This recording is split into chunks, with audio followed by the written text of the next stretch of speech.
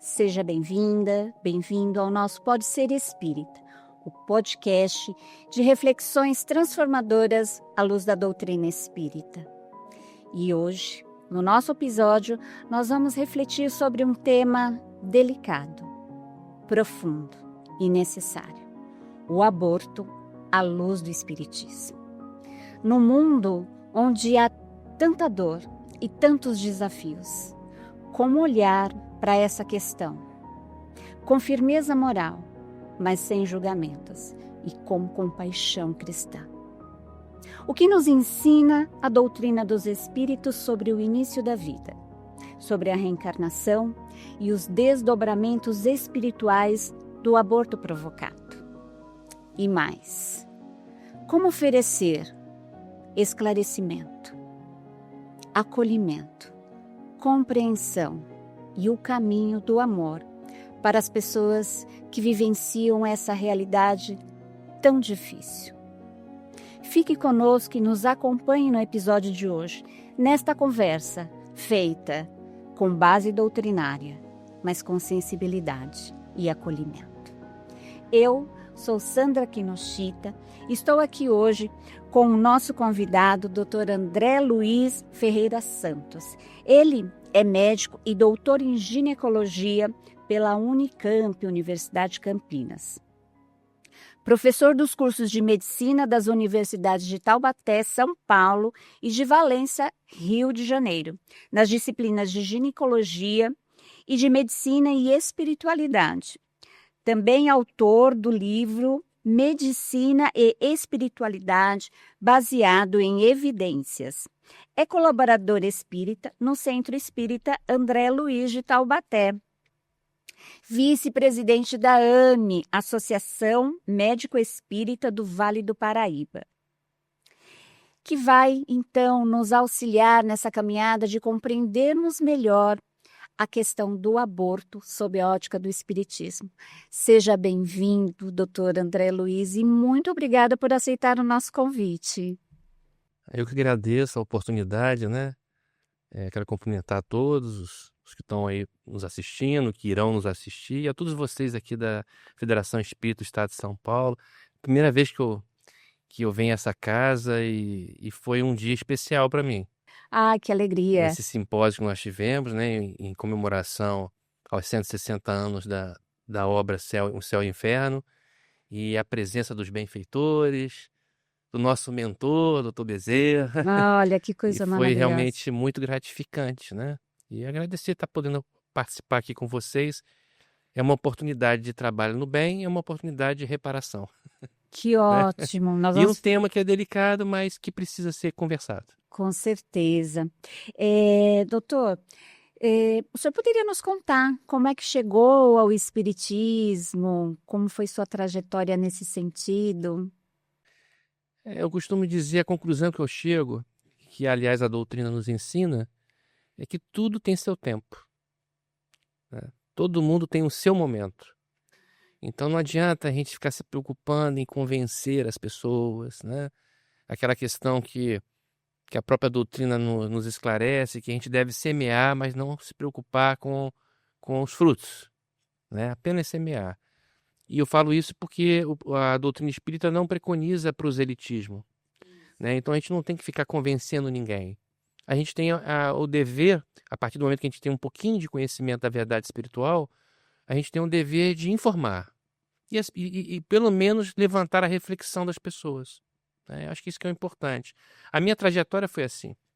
Eu sempre fui cristão, eu sempre tive mediunidade, desde criança, mas eu não a compreendia bem, tinha medo, inclusive, né?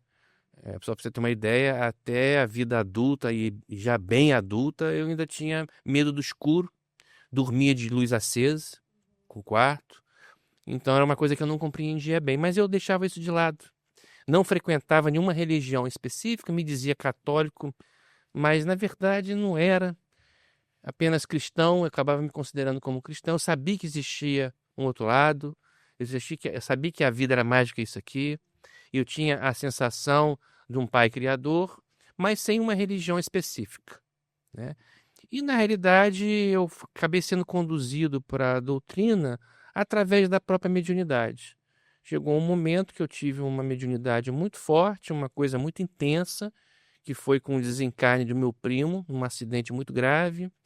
E ali foi uma coisa muito forte, talvez a mais forte que eu tenha sentido. E a partir dali eu falei, não, eu vou estudar isso e vou compreender melhor.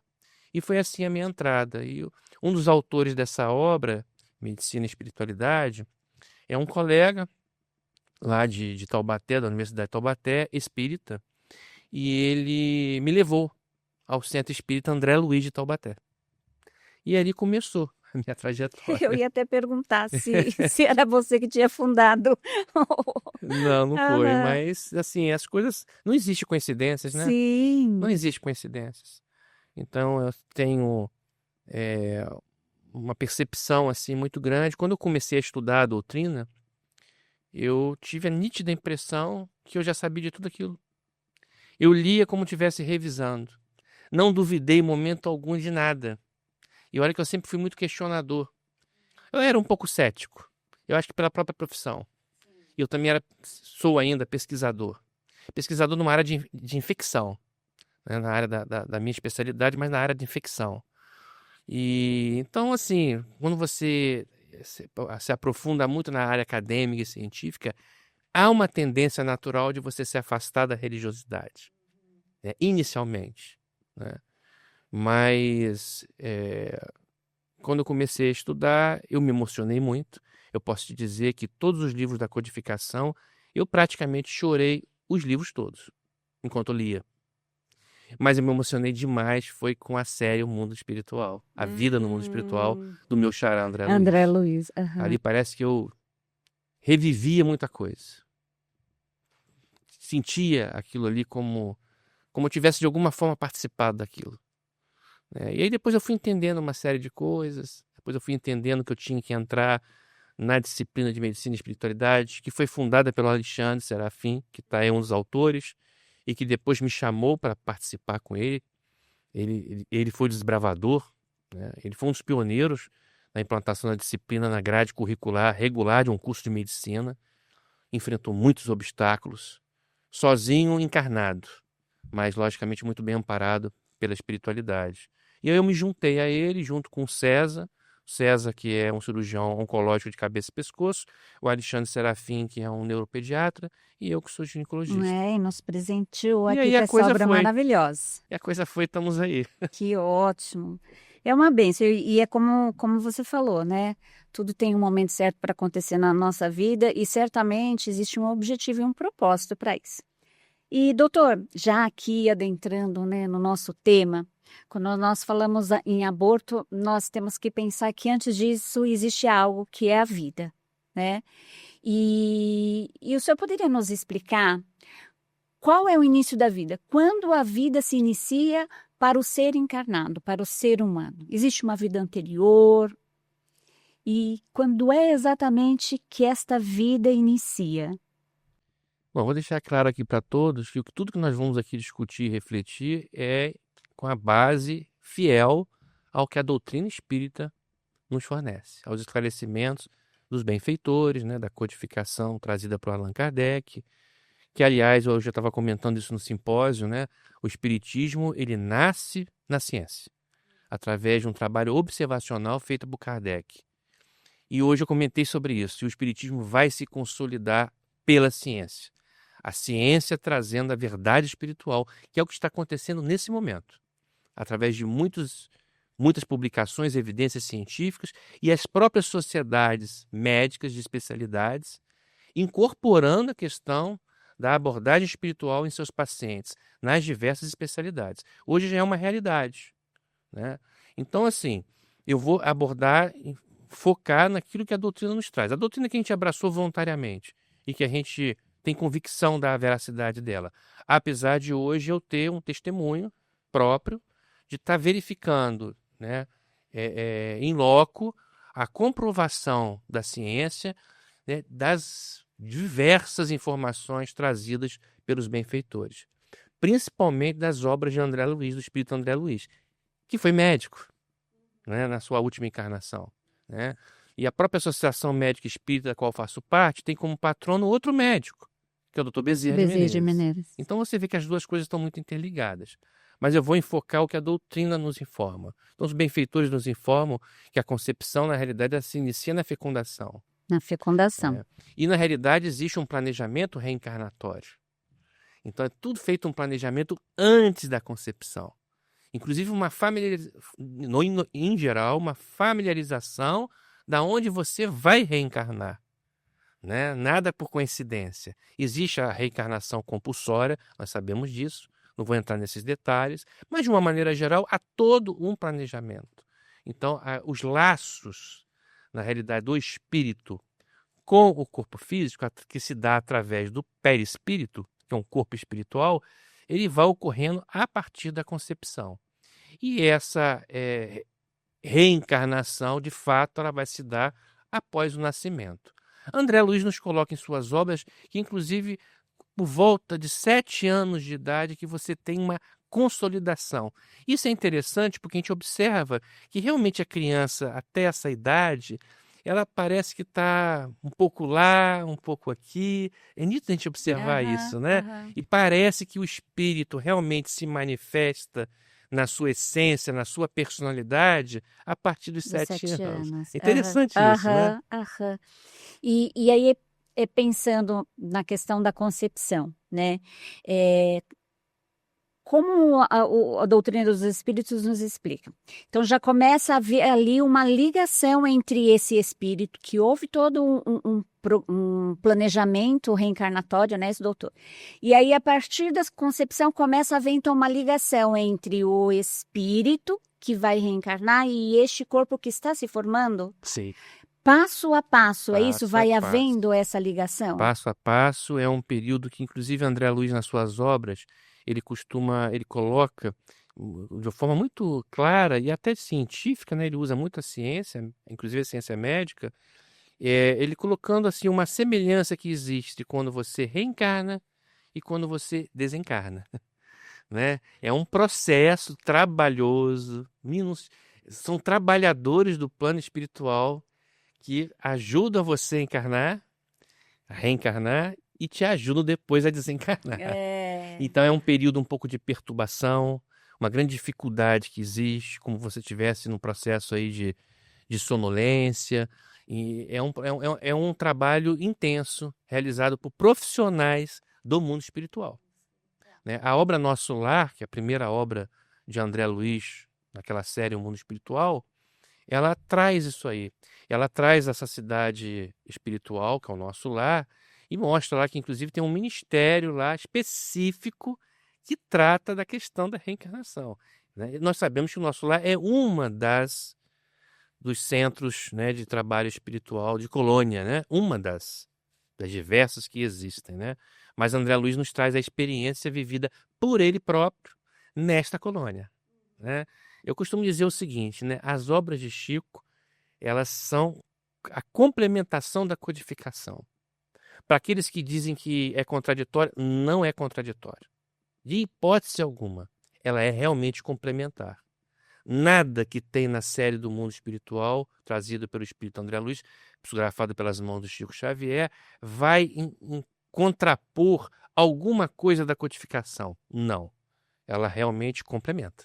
Nos traz mais detalhes. Teve, inclusive, estudos que demonstraram que obras escritas, né, pelas linhas de Chico Xavier, mas por André Luiz, que posteriormente foram comprovadas pela ciência, né, doutor? Sim, nossa.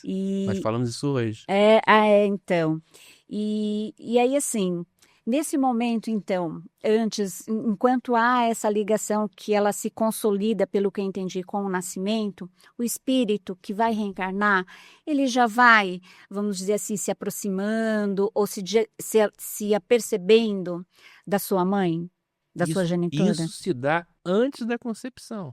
Então explica Tirando melhor. aquelas questões da reencarnação compulsória, que normalmente se dá com espíritos muito cristalizados, né, muito comprometidos, né, muito inferiores, em que não tem nem a condição, né, de consciência espiritual para planejar a sua reencarnação, é Uhum. tudo absolutamente conduzido pelos benfeitores, mas de uma maneira geral, pegando assim a média, né, de nós aqui, espíritos que vivemos nesse mundo, né, a gente participa desse planejamento. Então há um contato prévio.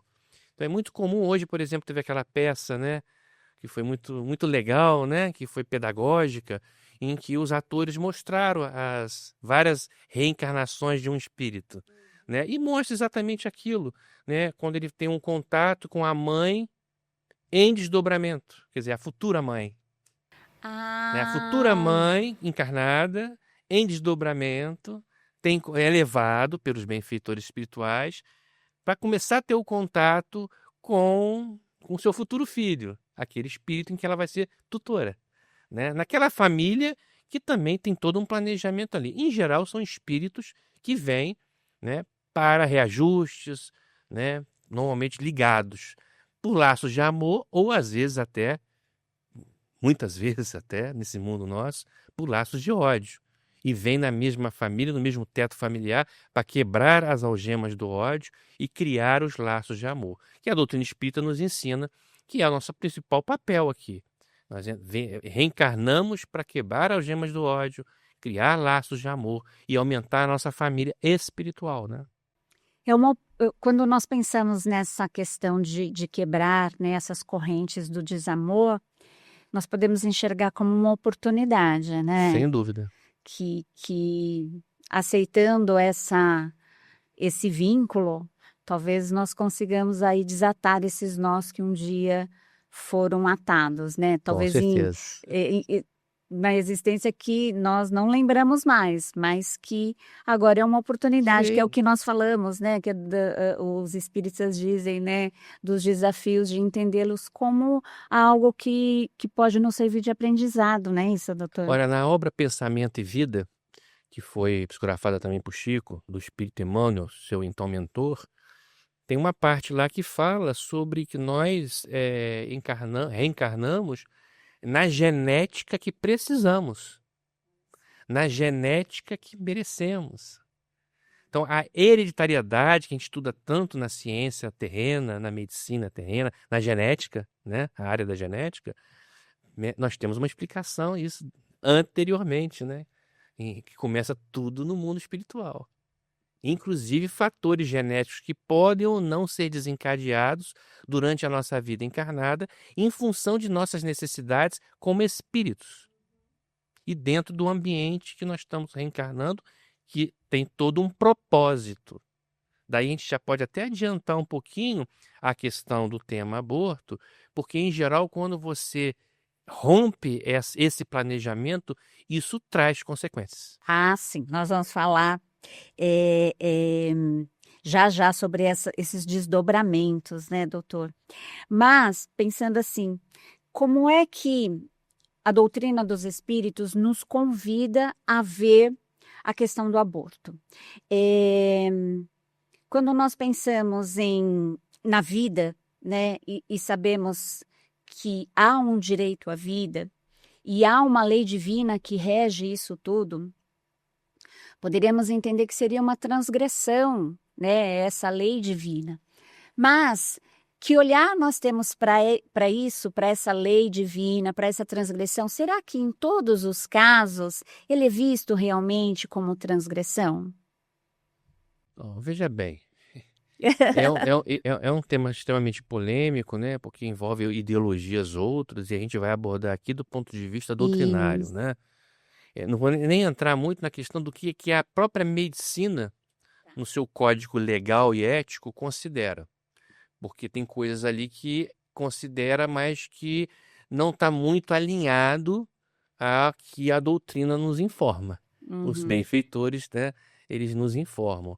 Então, assim, a gente tem que tomar muito cuidado como espírita de não ficar rotulando tudo, Isso. né? Eu vou dar um exemplo, fora do aborto. A questão, por exemplo, da malformação. Então, muitas vezes o espírita precipitadamente vai falar que o mal-formado é um espírito muito inferior que está vindo para pagar alguma coisa. Uhum. E muitas vezes ele vem como um missionário para ensinar, dar exemplos. Veja quantos exemplos nós temos disso, né? Para ensinar a humanidade, inclusive. Então a gente tem que tomar muito cuidado para a gente não se precipitar nas conclusões. A doutrina nos informa uma série de coisas, não nos informa tudo, né? Ela não nos informa tudo, mas nos informa aquilo que nós temos capacidade de entender. É exatamente dessa forma. E as informações, elas são dadas e são emitidas no momento que as pessoas também têm um certo grau de amadurecimento e condição para receber essas informações. Por exemplo, as obras de André Luiz, elas foram escritas para hoje. Hoje a gente tem uma condição melhor de entender. A própria ciência, né? Lá, quando elas foram escritas, elas foram muito mal interpretadas, né? Foram até ridicularizadas. O Chico teve dificuldade quando começou a escrever a vida no mundo espiritual do espírito André Luiz, né? Então, ou seja, isso mostra o tempo a tempo, né? O momento em que as coisas devem ser informadas, que nós estejamos preparados e tudo mais. Então, nós não sabemos tudo, nem os benfeitores sabem. Eles falam isso, né? Que eles não sabem tudo também, né? Então, assim, as informações, elas não são passadas e a gente se baseia nelas para a gente estar retransmitindo isso, mas sempre com muito cuidado, com muito cuidado. Então, a gente sabe, nos próprios exemplos que nós temos nas obras espíritas, que cada caso é um caso, né? Não podemos botar tudo igualado. São situações, cada um tem um histórico, cada um tem uma história de vidas, Não que só envolve, dessa, né? que envolve o quê? Passado, presente, futuro, né? Então a gente tem que tomar cuidado com isso, mas, como nós falamos há pouco, né? Existe todo um planejamento que é feito, né? E, em geral, um propósito. De uma maneira geral, né? Existe um compromisso, né? Que é assumido com aquele espírito que vai reencarnar, com aquela família, com aquele meio, né? Então, quando você quebra isso de uma maneira geral, você está transgredindo. Agora, eu quero deixar uma coisa muito clara também. A doutrina espírita nos ensina que Deus não é punitivo. Tudo que nos acontece é para nos educar, para lapidação, para nós crescermos e evoluirmos. A reparação não é uma punição, é uma educação. Nós temos que vivenciar aquilo que vivemos, que fizemos de mal, para a gente melhorar, não repetir os mesmos erros, né? Então, Deus é misericordioso, de bondade infinita. É assim que a codificação nos ensinou. As primeiras perguntas do livro dos Espíritos. Então, ou seja, nós não temos que tomar esse cuidado. Não vamos passar uma questão de amedrontar, de temor, né? de inferno. Não. Né? Todos, mesmo que cometam erros graves, equívocos, vamos falar assim melhor, graves, terão oportunidades de se reparar. Porque todos nós evoluímos. E para melhor. Graças a Deus, né? Isso é misericórdia divina. E existe algumas hipóteses, ou alguns casos extremos em que o aborto não seja, então, considerado, vamos dizer assim, como uma transgressão à vida, às leis divinas? Olha, tem a segunda parte do Livro dos Espíritos tem aquelas perguntas, né, que é 344 a 360, pelo que eu me engano. Eu acho que no finalzinho dessas questões aí que eu estou falando, é perguntado algumas questões específicas do aborto. Kardec pergunta aos espíritos, né? E lá fala sobre a questão do aborto, por exemplo, para salvar a mãe. Que, aliás, é uma das condições que a medicina terrena e o Conselho Federal de Medicina permite que ocorra. Lá os espíritos respondem a Kardec que a preferência se dá pelo espírito que já está reencarnado, que já está aqui. Certo. No caso, a mãe. Uhum. Né? Então, é uma situação muito específica. Né? Existe também uma situação que a gente sabe que é quando o espírito ele se arrepende, ele recua da reencarnação. Né? E aí a gravidez não vinga, vamos dizer assim. Né? E aí explica aqueles casos, por exemplo, de natimortos, né? Que há a morte do embrião, do feto, intraútero, né? Onde não houve aparentemente nenhum ato por parte da mãe, nem de ninguém. Mas é uma situação. Então, eu rapidamente aqui já mostrei para você condições diferentes. Situações exatamente. muito diferentes, né? E agora uma coisa muito interessante. O que é a ciência, né? Olha o que a ciência moderna está nos trazendo. Vocês já viram agora os ultrassons modernos, com tridimensional, que a gente chama de 3D. Já. Né? Esses ultrassons que têm uma perfeição de mostrar as feições e até as impressões faciais de um feto. É incrível, Vocês já né? viram? Colorido, inclusive. A gente consegue ver a impressão do feto. Então, como não dizer hoje, à luz da ciência, que ali não é vida? Que ali já não existe uma individualidade. E hoje a ciência moderna está estudando todas as consequências que ocorrem durante a gestação na criança e depois no futuro adulto.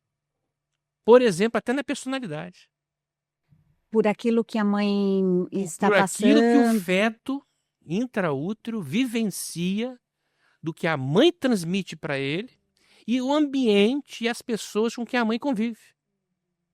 Então, observe como que hoje a própria ciência está trazendo uma verdade que vai deixando aqueles que contrapõem sem base, né, sem uma base específica para poder estar argumentando aquilo, e hoje elas vão começando a enfrentar uma resistência que é a própria ciência. Né? E aí bate com aquilo que nós falamos hoje no simpósio, de que, como Kardec nos informou, previu que a ciência iria trazer a verdade espiritual, que a ciência seria a chave da grande transformação moral. Olha um exemplo aí. Eu tenho certeza que diante dessas imagens que hoje viralizam na internet, as pessoas já olham um pouco diferentes. De achar que aquele feto que está ali dentro do útero não é uma pessoa. É uma outra visão, né? Né? É um outro impacto, né? Pensamos. E aí, quando a mãe decide provocar o aborto, o que é para esse espírito? O que acontece com esse espírito? Ou o que poderia? Porque, como você falou, né? Não existe algo que seja assim rotulado, determinado, vai acontecer isso, né? Não existe um determinismo. Olha só, a doutrina espírita nos explica, nos ensina que existe uma fila para reencarnar. Tem muito mais desencarnado do que encarnado. Né? Em geral, em torno de 5 vezes mais. Se nós temos hoje 8 bilhões de encarnados, você pode triplicar ou mais de desencarnados, que precisam reencarnar para o seu processo de evolução. É uma necessidade. Então imagina diante de todo um planejamento, que muitas vezes o espírito está pedindo para reencarnar, inclusive planejando a sua reencarnação com provas e expiações, em função de coisas que ele quer reparar, e de repente num processo gestacional, a mãe decide interromper. O que isso vai representar para esse espírito? Isso falando em relação ao espírito que está reencarnando. Tá. Né? Então, veja que são várias dimensões nessa história. Né? São várias dimensões, fora o comprometimento que existe naquela família, né? Com aquela própria mãe, com o pai, né? Com a família em geral. Que aquele espírito está vindo também, muitas vezes, com missões para os familiares. Né? Como nós falamos agora há pouco, situações que muitas vezes é para o familiar. Né? Então, imaginem, mesmo para aqueles que não são espíritas, que isso tem repercussões. Isso tem repercussões que vão ter repercussões no mundo espiritual e no mundo encarnado. Nós sabemos, por exemplo, que inclusive é causa de processos obsessivos. Né? André Luiz nos traz em suas obras vários exemplos de situações relacionadas a mulheres que fizeram abortos provocados, inclusive que fizeram vários abortos provocados. E o que acontece com elas enquanto estão encarnadas, nesta encarnação em que elas fizeram os abortos, e o que acontece com elas no mundo espiritual e nas próximas reencarnações. Né? Então, acho que são informações importantes para a gente refletir, fazer uma reflexão. Lembrando, né, que a doutrina espírita nos ensina que não existe punição, que não existe inferno, existe misericórdia e oportunidades para todos de reparação.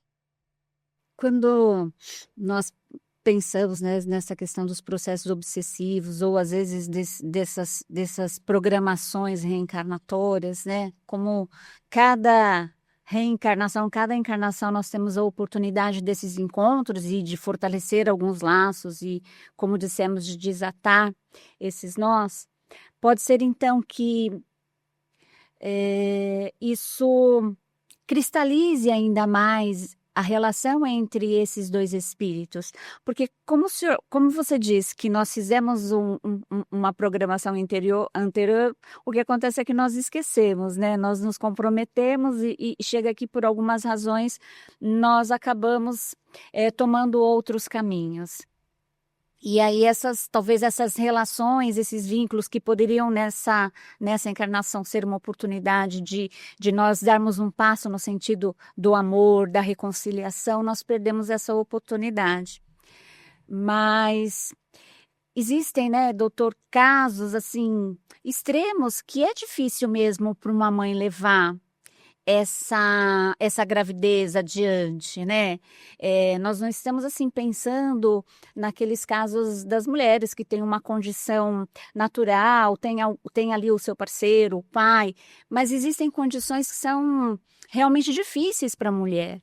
E o que a doutrina pode nos trazer de esclarecimento, mas também de consolo, né? Eu acredito que nós podemos aí pensar, né, não só na doutrina dos Espíritos, mas no Evangelho de Jesus também, que é extremamente esclarecedor e consolador. Como lidar com esses desafios que algumas mulheres vivenciam? A primeira coisa é lembrar da questão que não há punição, há Aham. reparação. Todos teremos a oportunidade de nos reparar. Isso já é um consolo, né, do ponto de vista de informação espiritual. A doutrina espírita nos ensina que cada caso é um caso, a gente tem que analisar aquela história, cada um tem sua história, né?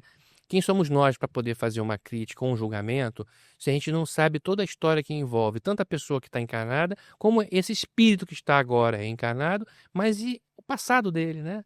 Todo o histórico de reencarnações como um espírito imortal. Então, a primeira coisa é a gente deixar muito clara essa questão, né, de oportunidades, de misericórdia, né, e que a gente sempre vai ter a oportunidade de reparar através de fazer o bem, né? Nós temos na doutrina exemplos de mães que abortaram, mas depois se dedicaram à vida, né? E nesse trabalho no bem, de valorização da vida, acabam que compensando ou amenizando os erros que cometeram, né? E óbvio, existem os fatores para amenizar aquela gravidade, né? Existem 2 equívocos que são muito graves que a doutrina espírita nos ensina: suicídio e aborto. Está muito claro as repercussões que isso vai ter em relação aos envolvidos, a todos os envolvidos, direta ou indiretamente, né? E aí, falando em relação ao aborto, até para o profissional da saúde que faz o aborto, Sim. né? O Espiritismo nos ensina isso. Os benfeitores nos falam sobre isso. Então veja quanta coisa que nós estamos aí, né, nesse pouquinho tempo aqui já abordando, né, das informações espirituais. Então a gente tem que tomar muito cuidado, mas o próprio suicídio, ele pode ser um ato, embora seja um equívoco grave, nós não temos esse direito dentro das leis divinas, mas ele pode ser amenizado dependendo da situação, né? Aquele suicídio, por exemplo, que foi para salvar uma outra vida, por exemplo, né? E por aí vai. Várias situações diferentes, né? Então a gente tem que tomar esse cuidado. Então, eu acho que a gente tem que passar as informações, mas sem usar uma questão de terror, de medo, né? Mas sim de alerta. Nós temos obrigação de dar o alerta, que isso vai ter repercussões, né? Mas vai ter solução. Apesar que muitas vezes a solução significa muito sofrimento. Estou ouvindo o senhor falar aqui, você falar, e fiquei pensando, né, que a justiça divina ela é misericordiosa e que nós não estamos em condições mesmo de dizer de quem toma essa decisão, porque existem muitas experiências, existem uma série de fatores que são diferenciados. Isso talvez nos faça, claro, como você falou, que é um alerta, porque é um esclarecimento, na verdade. Isso é um esclarecimento que traz algumas consequências e que a mãe precisa saber disso. Mas também nos traz aí uma reflexão, porque talvez aquela dor e o sofrimento que ela vivencia, o conflito mesmo que ela vivencie, seja tão grande. E as pessoas que estão à volta, com os próprios julgamentos, as críticas, né? Às vezes o não saber o que é que está vivenciando aquela mulher e as pessoas se condenam. A doutrina não condena, né? Sim. Mas Jesus não condena. esclarece, informa, Isso, alerta. Jesus não isso. falava, vai e não peques mais, né? Dando sempre uma outra oportunidade. Infinitas oportunidades, nós sabemos. Sim. Infinitas É o que oportunidades. você falou da reparação. Sempre nós teremos ali a possibilidade da reparação. Mas quando nós falamos da questão do aborto, e por isso que falamos que é uma questão polêmica, acho que envolve isso. É importante sabermos mesmo que é, de fato, uma transgressão à lei divina. Porque é a vida, né? Nós Olha, eu vou estamos... te falar uma coisa. Até do ponto de vista médico, profissional, a gente observa isso, né? A consciência. Há um peso na consciência daquele que comete o ato, né? É difícil conviver com isso, né? O que nós podemos passar como espíritas para essas mães, por exemplo, que tiveram essas situações, independente de qual tenha sido a causa, é que faça o bem. Faça o bem, pratique o bem, a caridade, valorize a vida, né? Trabalhe no bem. Essa é a melhor forma de reparação, né? E para aquelas que pensam em cometer, cuidado. Isso vai trazer repercussões graves, muito sofrimento em geral. Quem quiser se aprofundar é só ler as obras espíritas. O próprio livro dos espíritas tem algumas perguntas específicas sobre aborto, mas nós temos as obras de André Luiz, né? Tem uns exemplos reais, né, que ele traz, né, dos casos de mulheres que passaram por isso, dos espíritos envolvidos com isso, inclusive dos profissionais envolvidos com isso. Pelo que eu me engano, acho que Entre a Terra e o Céu, o Missionários da Luz, tem exemplo. Mas assim, as obras todas de André, né, as obras todas dele bate muito em algumas coisas, né? Por exemplo, André Luiz teve muito cuidado com a questão da sexualidade, né? Tem até um livro dele que foi específico sobre isso, Sexo e Destino. E se você olhar e for ler as 13 obras da vida do mundo espiritual, todas elas André Luiz tem essa preocupação. Talvez até por erros que ele cometeu quando aqui esteve encarnado, né? Então, ele teve essa preocupação e a gente nota nitidamente que é para alertar, informar para alertar. Alertar que existe meios de a gente prevenir sofrimento, de evitar sofrimento. Às vezes o impossível que nos parece a primeiro momento, diante de grandes dificuldades ou adversidades da vida, como, por exemplo, uma mãe que de repente engravida de uma forma não planejada ou numa situação até trágica. Mas, né, existe sempre um amparo muito grande espiritual. Nós temos forças dentro de nós que nós desconhecemos. Desconhecemos. E a gente vê casos reais, né, eu falando como profissional, de mulheres que pensaram, não fizeram e depois não se arrependeram de não terem feito.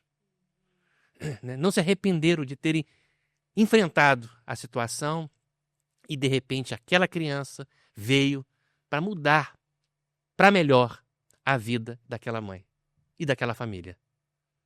Né? E a gente vê casos, normalmente o que a gente vê, a mulher, ela não se arrepende de ter enfrentado e bancado a maternidade. Não se arrepende, mas ela se arrepende quando ela decidiu interromper. Isso é um exemplo, né? Isso já é um alerta para mostrar, né? E a gente às vezes tem essa oportunidade de falar isso para essas mulheres, né? Para elas refletirem. Eu já vi casos daquela criança ter sido uma bênção, uma felicidade para aquela mãe. E ela fala, nossa, Deus me deu essa criança. Hoje mudou minha vida. Então, são coisas que a gente vê, os exemplos, e que batem tão completamente com as informações da doutrina. Eu imagino mesmo que a vinda de uma criança é uma bênção. Mas, assim, Uma coisa que a gente tem que tomar muito cuidado, que às vezes a gente vê algumas mulheres falarem isso, né? O corpo é meu e eu faço com ele o que eu quiser. A minha autonomia completa sobre o que faz parte do meu corpo. É meu. O feto não é. O feto não é. Ali é um outro espírito. que tá aguarda, vindo, né, uma nova aguarda, né? oportunidade, que Mas é tem ali um lógico, veja bem, compromisso. isso é uma visão espírita, baseado nas informações dos benfeitores espirituais, né? Quantos espíritas nós temos hoje, percentualmente, na população? Mínimo, né? Mas a gente pode fazer as pessoas refletirem. Sim. A reflexão, levantar a reflexão. Não, quando se tem conhecimento das consequências, principalmente, eu acho que é mais um recurso, Por exemplo, né? eu acho muito mais que essa viralização dessas imagens fetais, desses ultrassons modernos, mostrando sorrir, as impressões faciais, isso com certeza vai tocar muito mais as mulheres e as futuras mães do que a gente ficar falando aqui, por exemplo, porque é a ciência, né? A ciência trazendo. E a doutrina nos explicou isso, né? Nos alertou isso, né? Quer dizer, é lógico que a gente tem que informar, né? Mas olha como é que tudo é bem conduzido. Tudo tem que ser na hora certa. E pensando assim, então, nós esclarecemos aqui das consequências. O que nós podemos buscar dentro da doutrina e dentro do Evangelho de Jesus que dê força, né, dê condições, que fortaleça, que as auxilie a manter a decisão de manter a gravidez? O que nós podemos encontrar ali como recurso para elas que, neste momento, atravessam esses momentos conflituosos? Porque, para algumas mulheres, é um momento muito... esse período, ele pode ser muito difícil. Onde nós podemos encontrar, o que nós podemos encontrar dentro da doutrina dos espíritos e do evangelho que vai pacificar esse coração, que vai reequilibrar o momento de conflito que ela esteja vivenciando? O esclarecimento e o entendimento. Na realidade, é a verdade espiritual, né? Porque nós, por exemplo, como espírito, nós sabemos que não existe o inferno, que não tem o diabo, que existe o espírito inferior, que vai se tornar superior na sua caminhada evolutiva, né? Então, Deus é misericordioso. Então, a gente tem um entendimento da verdade espiritual, né? Que aqui é uma passagem, a vida encarnada nossa. O corpo físico é perecível, né? Mas nós sabemos que é fundamental essa passagem, tanto que ela é planejada dentro do nosso processo evolutivo, né? Então, entendimento, esclarecimento. Mas essa verdade espiritual nem sempre ela é compreendida, é aceita. Muitas vezes, pelo contrário, ela é absolutamente negada. É a questão do momento de cada um, né? Então, por isso que a gente informa, a gente esclarece, a gente confia, né? Hoje, por exemplo, esse exemplo que eu dei da evolução tecnológica, de hoje mostrar todas as expressões fisionômicas de um feto, com certeza isso está tocando muitas mulheres, tocando muitas mães, futuras mães, né? Então é a questão de a gente saber que existe um controle divino, né? Nós não estamos à deriva. Nós não estamos à deriva. Somos ainda espíritos imperfeitos, numa longa jornada, e vamos cometer muitos erros ainda, mas existe toda uma coordenação superior. Nada é imposto, né? Você vê que nós temos o livre-arbítrio. Nada é imposto. Nós nascemos, reencarnamos com livre-arbítrio para tomar as nossas decisões. Muitas vezes decisões equivocadas. Mas que nós vamos aprender, né? Nós vamos aprender. Então é isso, acho que a gente tem que trabalhar a questão educativa, né? Fora da doutrina, eu acho que o planejamento familiar é uma coisa muito importante, é uma questão de saúde pública. Nós sabemos que hoje o percentual de mulheres que engravidam numa gravidez indesejada ou gravidez não planejada é enorme. É enorme, a maioria. Ainda é a maioria. E são exatamente essas que uma boa parte vai terminar em aborto, né? E nós temos informações da doutrina espírita, informações, né, fidedignas, sobre a questão do planejamento familiar. Nós não estamos indo contra as leis divinas em fazer o planejamento familiar, a contracepção, né? E a própria fertilização in vitro, né? Tem um trabalho maravilhoso que foi feito pela doutora Marlene Nobre, que foi fundadora da AME Brasil, né? Associação Médica Espírita. Ela era ginecologista, né? E tem entrevistas dela, por exemplo, com Chico, né? E ela traz muitas informações sobre isso. Tem obra dela que fala sobre essa questão. Fala, por exemplo, sobre a questão da reprodução assistida, né?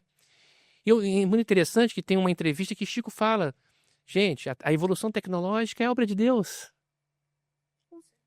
É obra de Deus. Se nós temos tendo essa oportunidade, né? Não é que isso... Nós temos que tomar muito cuidado com o preconceito das coisas, né? O grande problema é que nós, seres imperfeitos, né?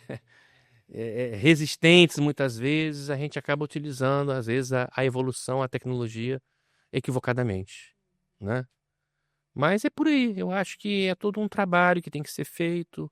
Eu acho que nós espíritas temos o trabalho de informar. Aliás, eu acho que é um dever informar, né? Mas sem assustar, sem criar, sabe, aquele terrorismo, aquela coisa. Informar de maneira serena e equilibrada, né? Sempre tomando cuidado para a gente não julgar ninguém, não punir ninguém. Quem somos nós para isso, né? Quem somos nós para isso? Se Deus não pune, imagine nós, né? E informar e também trabalhar no aspecto técnico científico, independente até da religião, né? É um problema de saúde pública. São muitas mortes causadas por aborto provocado. Muitas mortes maternas. É uma causa importante de mortalidade. É um problema de saúde pública. Então eu acho que, olha só, existem muitos caminhos para serem trabalhados. Quando o senhor fala né, de que nós não estamos sozinhos e também juntando essa questão das mortes, né, dos abortos provocados, numa das obras de André Luiz, No Mundo Maior, em que ela, a mãe, pretendia abortar o filho. Eu acho que eles, não me lembro se eles têm ali uma questão, mas ela sente uma repulsa, né, por aquela gravidez. Talvez isso da questão de reparações que nós vamos tendo a oportunidade de fazer de encarnação em encarnação, e querendo ou não, nós temos ali alguma impressão que nos fica.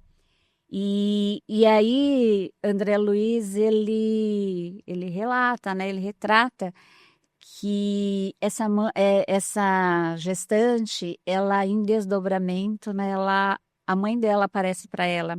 Talvez seja esse amparo, né, que nós não estamos sozinhos. Ela aparece para ela, pedindo para ela rever isso. Os benfeitores também estão ali. Eles falam, né, da mente dela, como se encontra perturbada naquele momento que ela não consegue ouvir as pessoas, ela não consegue pensar com clareza. Então, existe, mesmo que nós não percebamos, existe ali um amparo da espiritualidade procurando nos indicar um outro caminho e que talvez nós não enxerguemos. Então, quando você fala que nós não estamos sozinhos, é isso. Sempre temos ali que talvez ainda não tenhamos essa percepção. E exatamente nesse capítulo, aquele espírito que iria encarnar, ele se apega de tal forma ao corpo da mãe que ele começa a provocar ali uma hemorragia, né? Eu não sei se o senhor se lembra desse capítulo, e acaba realmente trazendo aí sérias consequências para a mãe. São que eu acho muitas que, situações, né? André Luiz nos traz vários exemplos e de muitas situações diferentes, situações assim diferentes, né? No contexto espiritual, né? E aí, obviamente, em relação às repercussões e de demonstra que o decisões. espírito, Por ele exemplo, quer reencarnar e ele está ali, né? Existem exemplos, por exemplo, da rejeição. A mãe, instintivamente, tem uma rejeição pelaquela gravidez, para aquele feto, porque é um espírito que teve ligações com ela de ódio em vidas passadas. E aí existe essa animosidade em relação a isso. Até depois, quando nasce a criança e tudo mais. Mas nós temos que tomar cuidado de não rotular e dizer que é tudo por causa disso, ou é tudo assim, né? Sim, e isso que você está falando é extremamente importante. São vários importante. exemplos que André nos traz de situações diferentes, de coisas diferentes, que a gente tem que tomar muito cuidado.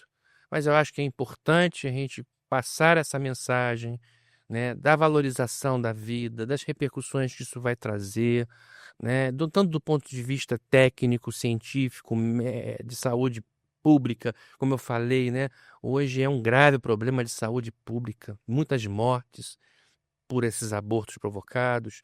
E tem um aspecto espiritual muito importante que, lógico, tem pessoas que não estão nem preparadas para receber essas informações, a gente sabe disso, né? Olha, eu vou contar um testemunho meu.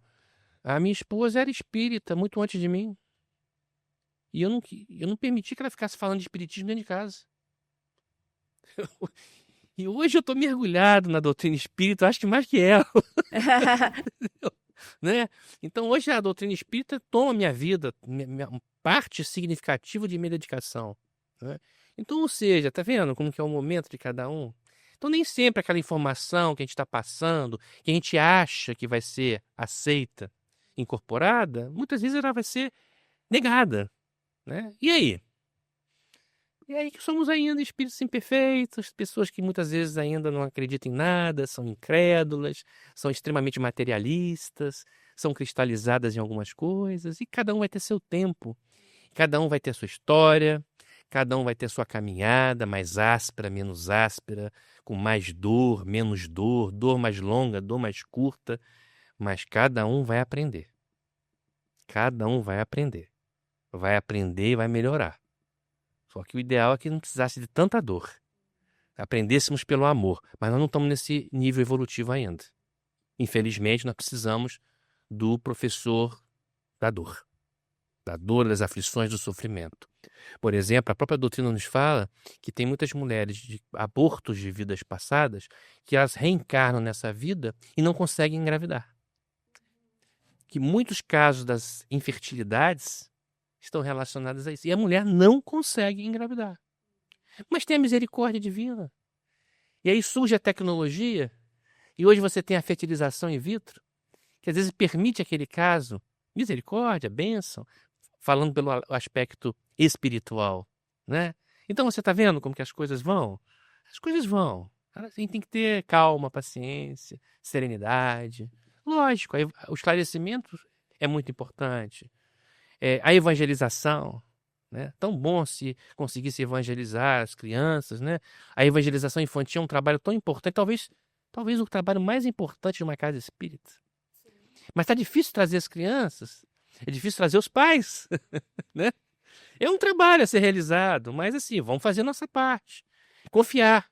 Quando né? você fala que a evangelização é importante, o que é a referência. Referência. Né? O que nós notamos hoje na juventude? A falta da referência. Que referência? A referência religiosa. Né? Hoje os trabalhos científicos mostram que as pessoas que frequentam alguma religião, seja ela qual for, têm mais saúde mental e física orgânica. Menos dependência química, menos vício, mais saúde, menos depressão, menos transtornos da mente.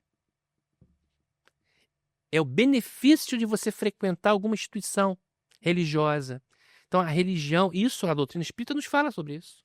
Tanto que elas nos alerta para a gente não, de maneira alguma, combater ou criticar alguma religião. Sim. Não é papel do espiritismo fazer isso, de maneira alguma. Aliás, pelo contrário, eles falam do benefício das diversas religiões na vida das pessoas. Agora, é lógico, existe fanatismo, né? O fanatismo é aquilo que eu comentei hoje no simpósio. O fanatismo é uma praga. Porque o fanatismo faz com que você perca a racionalidade. É um perigo também. Tem uns extremos, né? O incrédulo, o cético, o agnóstico, não acredita em nada, e aquele religioso cego que entra no fanatismo, que também é perigoso. Mas a vida ensina. Vai chegar uma hora que vai ter o equilíbrio. Porque o ideal é o equilíbrio, né? A doutrina nos explica isso, né? A doutrina nos fala maturidade espiritual. Né? No Evangelho segundo o Espiritismo, tem lá um capítulo que fala sobre a questão nossa do homem de bem, do crescimento. E lá fala quando a gente conquista a maturidade espiritual. É um processo a ser conquistado. Quando o senhor fala sobre evangelização, o que os centros espíritas poderiam ou já promovem para as mulheres gestantes? Então, eu trabalho numa casa espírita, o Centro Espírita André Luiz de Taubaté, que tem um trabalho magnífico. Né? Eu não participo diretamente desse trabalho. Eu trabalho lá, mas em outra parte. Mas lá eles têm um trabalho de evangelização fantástico, acredito que vocês tenham aqui também, né? Aqui muito maior. E eles têm um trabalho com as gestantes lá. Né? E é um trabalho muito legal. Muito legal. Aliás, é das raízes do Centro André Luiz lá em Taubaté. Eles sempre tiveram isso. O senhor tem ideia É. de como eles trabalham, que serviços eles Eles oferecem? oferecem tudo, desde o atendimento médico, psicológico e espiritual, tendo muito cuidado de não impor nada. O objetivo não é transformar a gestante em espírita. Sim, é Isso o é acolhimento importante. à É o acolhimento, gestante. mas lógico, aí Aham. você tem uma oportunidade de passar informações, né? E você tem que ter esse cuidado, essa habilidade, né? Então, o acolhimento na casa espírita é muito importante. A gente tem que tomar muito cuidado, porque aí, às vezes, em vez de você atrair, você expulsa ou Sim. repulsa, né? É não ter esse viés de querer impor a religião. Exatamente. E Eu citei hoje um exemplo lá no simpósio, a questão da medicina e espiritualidade, né? Dependendo da maneira que você abordar isso dentro de um curso de medicina, não vinga. Não vai. Não vai. Essa medicina e espiritualidade não é uma disciplina de espiritismo, mas a gente consegue passar muita coisa de bom, muita coisa importante, que vai fazer a diferença na vida daquelas pessoas, daqueles alunos, e vai fazer a diferença na vida profissional médica deles. É isso. É o trabalho, né? Com muitas dificuldades, com muitos obstáculos, com muitos preconceitos, mas a gente tem que persistir. Esses dias nós recebemos uma mensagem de um benfeitor espiritual, numa reunião mediúnica, não foi comigo, foi com um dos autores dessa obra, que o benfeitor falou para a gente persistir e perseverar nesse trabalho. Porque nós tivemos alguns obstáculos muito grandes, a ponto até de talvez a disciplina até saísse de uma das universidades que a gente trabalha. E a mensagem que nós recebemos é para perseverar, persistir. E, lógico, ter a habilidade para enfrentar essas dificuldades e não desistir.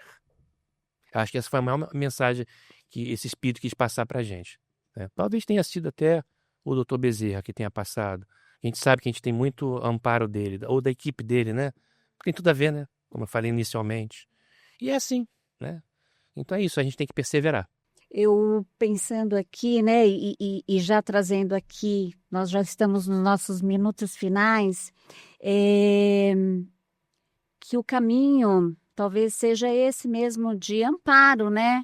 Claro, da prevenção, do esclarecimento e do amparo. A Federação Espírita do Estado de São Paulo, ele tem um braço social, digamos assim, que é a nossa Casa Transitória, né? A Casa Transitória Fabiano de Cristo. E lá nós também temos um trabalho que é direcionado às gestantes.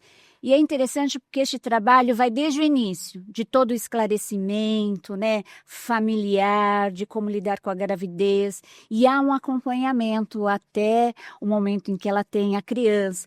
Então, é de esclarecimento, de planejamento familiar. Também ela recebe cursos para que ela possa ter a sua independência financeira depois que esta criança nascer.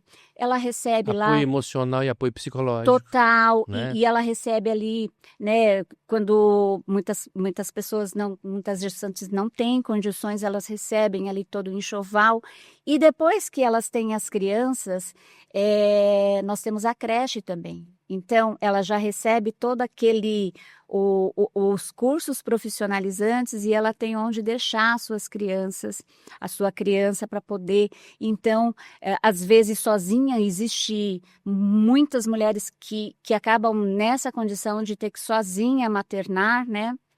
Então, talvez a sociedade como um todo pode ter este olhar, né? De prevenção, mas também de acolhimento para as mulheres que vivenciam esse tipo de condição, Com né? certeza. Doutor, nós estamos chegando aqui no finalzinho e eu gostaria de saber se o senhor tem alguma consideração final que o senhor queira fazer. Agradecer pela oportunidade, né? Hoje foi um dia muito gratificante para mim, muito emocionante, né? Me emocionei muito hoje no simpósio aqui. Eu senti a presença de alguns benfeitores que têm ligação conosco. Senti o doutor Bezerra aqui hoje conosco, né? Até recebi uma psicografia que depois eu vou ler. E assim, é uma oportunidade de fazer o bem. É uma oportunidade de vir aqui, de a gente se expor, que a gente se expõe, né? A gente se expõe. E quando a gente se expõe, a gente aparece para iluminar, mas também para ser combatido. né? Mas a gente não pode ter medo disso, não. A gente tem que confiar, né? Toda vez que uma luz aparece e que nós, apesar de todas as nossas imperfeições, nós temos que procurar ser luz aonde quer que estejamos. Quando você acende uma luz em algum lugar, ela vai clarear a escuridão. Mas ela vai ser combatida também, né? Pelos malfeitores, por aqueles espíritos cristalizados que não querem ver a evolução do mundo, e a doutrina nos alerta sobre isso. Mas que a gente não deve temer, a gente não deve deixar de fazer por causa disso, né? Porque aí seria o medo, seria até a covardia. Nós temos que ter coragem. Coragem é uma virtude. Coragem no bem. E a doutrina espírita nos ensina a ter coragem, com uma grande potencialidade da alma. Nós precisamos ter coragem para iluminar, coragem para fazer o bem. O resto a gente entrega na mão de Deus. Obrigada, eu quero agradecer muito ao senhor por ter aceitado o nosso convite, estar aqui nos trazendo esses esclarecimentos. De verdade, acredito que nós conseguimos nos enriquecer um pouquinho mais, nos abastecer, né, de todos esses esclarecimentos que você trouxe aqui para nós. Espero que tenhamos novos encontros para discutir outros temas, né? E mais uma vez, obrigada. Parabéns pelo trabalho de vocês. Obrigada. Lindo o trabalho que vocês fazem aqui. Aliás, lindo lugar, né? Para você que nos acompanhou até este momento, para você que talvez esteja vivenciando este momento, esta realidade, que possa sempre se lembrar que a misericórdia divina ela é infinita. E que se há um caminho, esse caminho é o do amor. Que você possa encontrar luz, que você possa encontrar equilíbrio e força para vivenciar esse momento. Se você nos acompanhou até agora e gostou do nosso conteúdo, lembre-se de compartilhar, de curtir, de comentar. E se acha que alguém precisa deste conteúdo, de ouvir essas palavras, esses esclarecimentos, indique também. Espero você no nosso próximo episódio do Pode Ser Espírita.